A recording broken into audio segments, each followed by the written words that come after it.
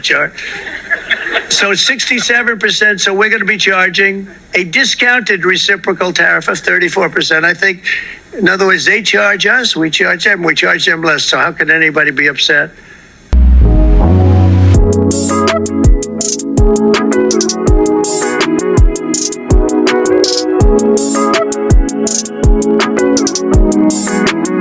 What's going on, everybody? Welcome back to Real Talk with Darius. Good to be with y'all again.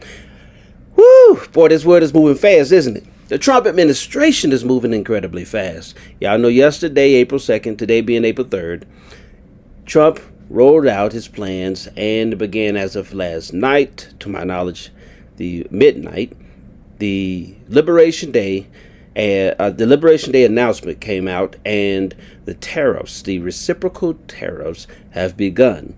Of course, they're going to be pushed back, which is to be expected because, listen, these are power moves by our president.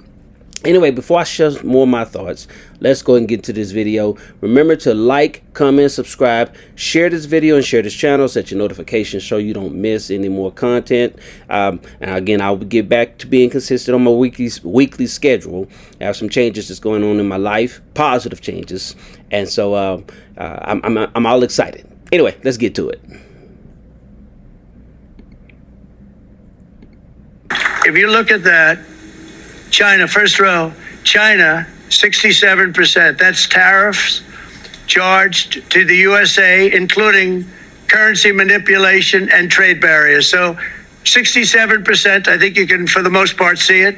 Those with good eyes, with bad eyes.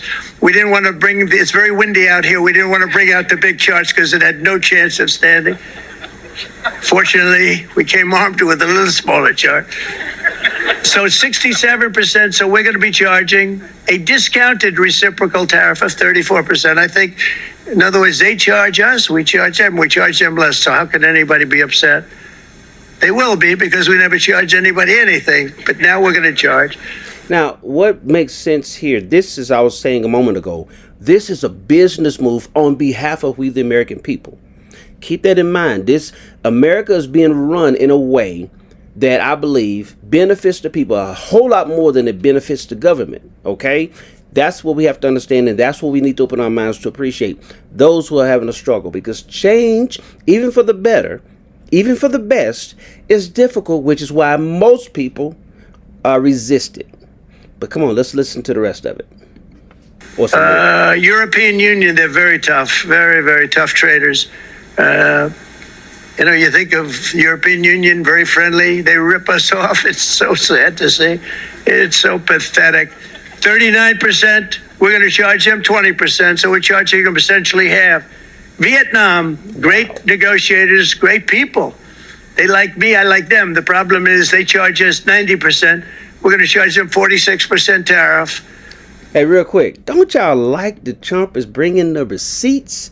He is showing the people the receipts. What president has ever done that in our history? I have people in my life whom I definitely trust, who has been in politics longer than I've been alive. And they say this has been the best president in their entire lifetime. And I'm talking about they're in their 60s.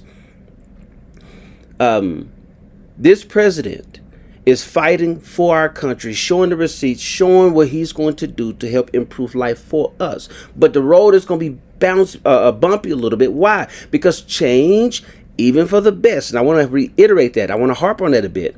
Change for the best is difficult too, but it's for the best.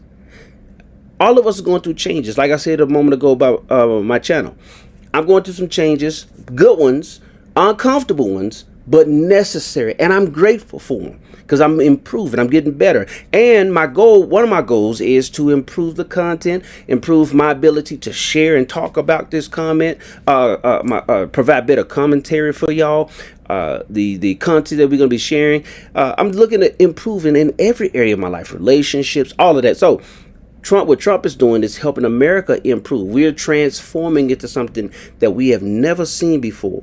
This country is a business.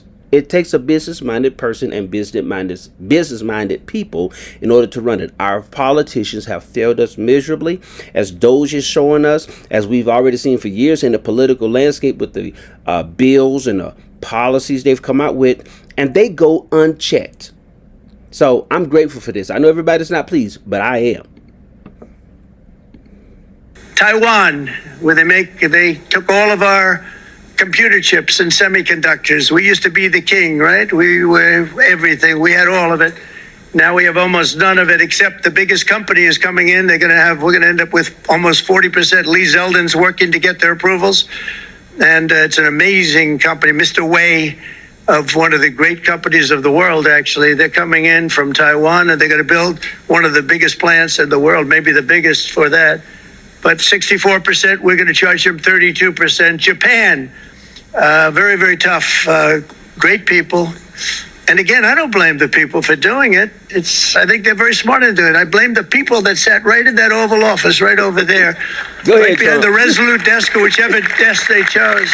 I love it. I love Japan, 46%. They would charge us 46%, and much higher for certain items like cars, little items like cars. 46%, we're charging them 24%. India, very, very tough, very, very tough. The Prime Minister just left. He's a great friend of mine, but I said, you're a friend of mine, but you're not treating us right. They charge us 52%. You have to understand, we charge them almost nothing for years and years and decades. And it was only 7 years ago when I came in, we started with China, charged them. We took in hundreds of billions of dollars from China in tariffs. And they understood, honestly. President Xi understood. He said, look, I understand. And the other countries, and they all understand. We're going to have to go through a little tough love, maybe, but they all understand. They're ripping us off, and they understood it. Prime Minister of Japan, Shinzo Abe. He was a fantastic man. He was unfortunately taken from us, assassination. But I went to him and I said, Shinzo, we have to do something. A trade is not fair. He said, I know that. And he was a great gentleman. He was a fantastic man, but he understood immediately what I was talking about. I said, Shinzo, we have to do something. He said, I know that. And we worked out a deal, and it would have been a much better deal. News with Sandy Ronaldo is coming up next. Lots more coverage of what Donald Trump is announcing ahead. If you look at Switzerland, 61% to 31%, Indonesia, Malaysia, Cambodia. I retired my... So what are we seeing here? Now, the video itself, I believe, is over an hour long. Nope, I think it's like over 38 minutes long, something like that. But anyway, President Trump is making the case, and he is laying the groundwork as to what he's doing, why he's doing it, and he's showing us a chart, comparing what they were doing to us and what we're going to do back in response to them. We have never seen any politicians do this because they're always telling us about spending bills. This is one of the things I've always wanted since I've entered politics is why do we have a spending budget but not an investment budget or investment plan on behalf of the country and a savings budget, where we can put money away for disasters and other things needed in order to protect and provide for the people of this country. And so Trump is laying the case before the people as he did during the campaign trail. But this is even more detailed because, of course, he's in office. What we have to ask ourselves are these questions is the tariffs. If you're having such a big problem with these power moves President Trump is making because you're listening to the CNNs and MSNBCs of the world, at the very least, do yourself a favor. Do yourself a service and not a disservice. Don't take my word for it. Trump is not telling you simply to take his word for it. That's why he brought out the charts, which I know his detractors, his enemies, do not like. Why? And they won't show this stuff on those platforms. Why? Because it goes against their narrative. They want to keep you bogged down. They want to control you. See, this is a form of slavery. What's been happening in this country has been for decades at minimum is slavery of the entire nation of the people, not just blacks. Again, yes, you could say the argument would definitely be that blacks have been the most subjugated, oppressed people in this country.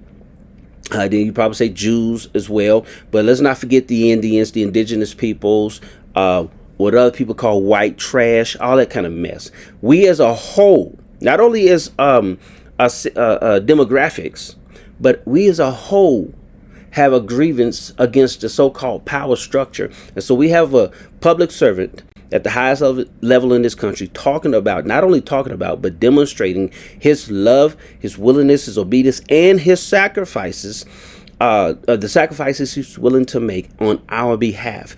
We should be supporting that. Instead of complaining and whining and pushing back, we should at least give him an opportunity, him and his team, an opportunity to make the changes that he promised during his campaign run.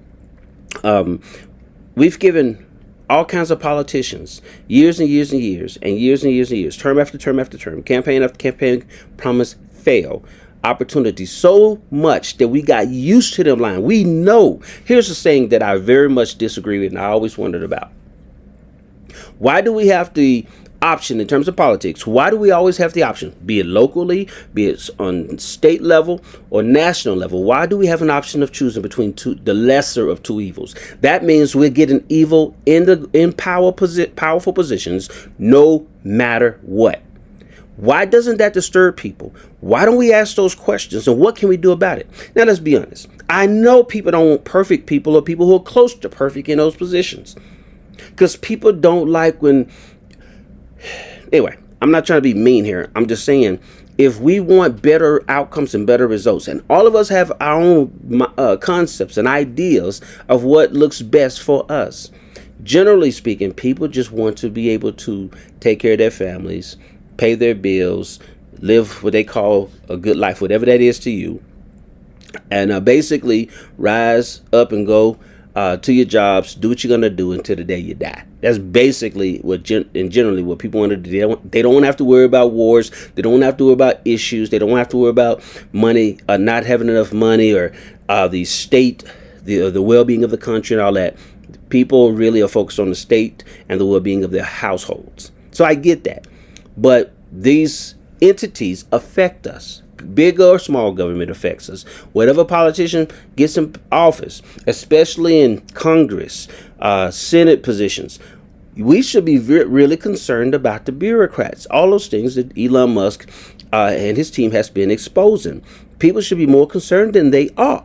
But I get it. You want to wait. Some people want to wait until their pain points are reached, and then they want to cry out. So, be that as it may, let's appreciate what President Trump and his administration is doing, but also give them time. Be patient.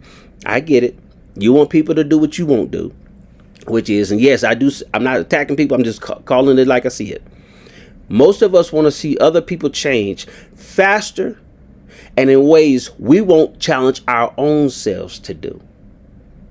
What if you had a personal, man, I need to maybe make a video about that. What if there was a Doge who came to investigate your life?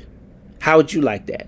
Would you like your dirt being exposed? Most people would not. Some people, when I say like it, I'm not saying you have to like it. There's challenges and weaknesses in your life that needs to be exposed, addressed, and solutions made in order to fix those problems. What I am saying is I know no person naturally probably does not want a type of Doge to come and investigate their lives. But yet you have no problem pointing the finger and telling people they need to hurry up and make the right decisions. They need to hurry up and do this. They need to hurry up and do that. That's not how this works, because it didn't take 2 months or less than 3 months. It didn't take less than 3 months for this country to get in the state that is in. It took decades, at minimum 60, 70 years. I personally believe it was longer. So listen to what President Trump is saying. Give him a chance. Ask the right questions. Do some research. If you don't understand tariffs, do a simple Google research on what are tariffs, what are the pros and cons of them. Matter of fact, I don't trust Google. So anyway, do some research. Maybe you know somebody, and find out exactly what are the benefits, what are pros and cons of this concept. And let's go from there. Remember to like, comment, subscribe. Let me know what you think. Let me know exactly what you think about what President Trump is doing, what you think about his Liberation Day presentation. God bless you. Jesus loves you. So do I. I'll see you on the next one.